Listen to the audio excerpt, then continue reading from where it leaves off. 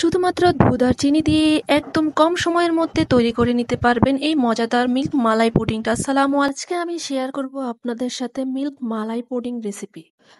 আমার মনে হয় আপনারা দেখেই বুঝে গেছেন এই পুডিংটা কতটা সফট হয়েছে আর কতটা টেস্টি হয়েছে।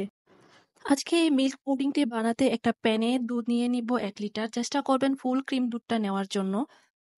পুডিংটিকে জমানোর জন্য আমি একটা পাত্রে 3 টেবিল চামচ কর্নফ্লাওয়ার, 1 টেবিল চামচ আগার আগার পাউডার আর সাথে অ্যাড করে নিলাম 1 কাপ ঠান্ডা লিকুইড মিল্ক আর ফ্লেভারের জন্য দিয়ে দিলাম কাস্টার্ড পাউডার। আপনারা চাইলে ভ্যানিলা এসেন্সও দিতে পারেন।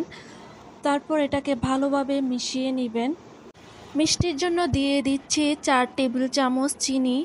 আপনারা আপনাদের স্বাদ অনুযায়ী চিনিটা বাড়িয়ে কমিয়ে নেবেন।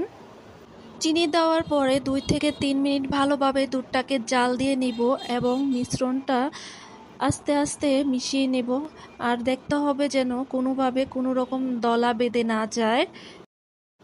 2 মিনিট পরে আমাদের মিল্ক পুডিং হয়ে গেছে। এবার এটা গরম থাকা অবস্থায় একটা পাত্রে এটাকে ভালোভাবে সেট করতে হবে আর হাত দিয়ে ট্যাপ ট্যাপ করে দিতে হবে যেন এটা মিল্ক পুডিংটা ভালোভাবে মোল্ডে সেট হয়ে যায়। ভালোভাবে সেট হওয়ার জন্য মিল্ক পুডিংটাকে 30 মিনিটের জন্য ফ্রিজে রেখে দেব। আর 30 মিনিট পরে দেখতে অনেক দারুণ হয়েছে। এবার একটা নাইফের সাহায্যে এটাকে মোল্ড থেকে আলাদা করে নিব। দেখতেই পাচ্ছেন পুডিংটা অনেক ভালোভাবে সেট হয়ে গেছে আর দেখতে অনেকটা সফট হয়েছে।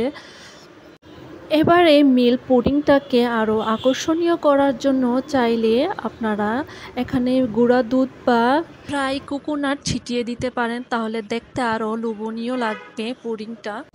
বাস, এবার তৈরি হয়ে গেল আমাদের মিল্ক মালাই পুডিং রেসিপি। দেখতে যতটা দারুণ হয়েছে খেতেও ততটা দারুণ হয়েছে। এবার এটাকে পরিবেশন করার পালা। দুধ চিনির এই মিল্ক মালাই পুডিংটা এতটাই সফট হয়েছে মুখে দিলেই সাথে সাথে মিশে যাবে। একবার খেলে বারবার খেতে মন চাইবে আর যাকে বানিয়ে দিবে সে বারবার চাইবে। ভিডিওটা ভালো লাগলে লাইক, কমেন্ট, সাবস্ক্রাইব করতে ভুলবেন না। আজকের জন্য আল্লাহ হাফেজ।